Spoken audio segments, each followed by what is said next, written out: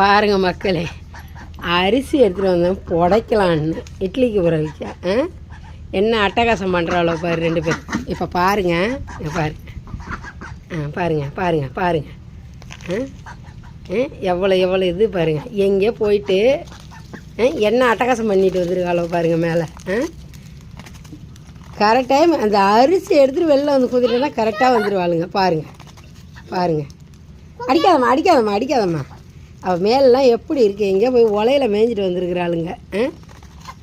உங்கள் வீட்லேயும் இந்தமாரிலாம் வாத்துங்க பண்ணுமா சொல்லுங்கள்.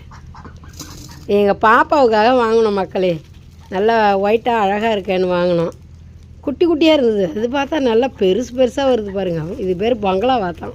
அடியே பங்களா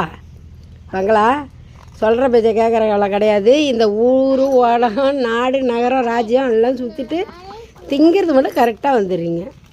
அது விரலை பாருங்களேன் எப்படி இருக்குன்னு அகலமாக. அம்மா ஆத்தாடி. அவ்வளோதான் மக்களே, இதான் எங்கள் வாத்து.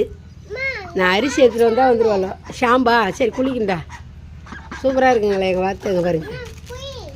இதுங்க வெறும் அரிசியை விட தண்ணியில் கொட்டிட்டோம்னா, அப்போ தண்ணி எடுத்துருவாயா வச்சு காட்டும். தண்ணியில் கொட்டிட்டோம்னா செம்மையாக சாப்பிடுங்க. கத்த ஒரு மாதிரி சவுண்டு கொடுத்துட்டு சாப்பிடுங்க மக்களே. அவ்வளோதான் மக்களே. எங்கள் வாத்து பிடிச்சிருந்தா மறக்காமல் ஒரு லைக் பண்ணுங்கள். பாய் சொல்லுங்கடி தங்கம். பாய்.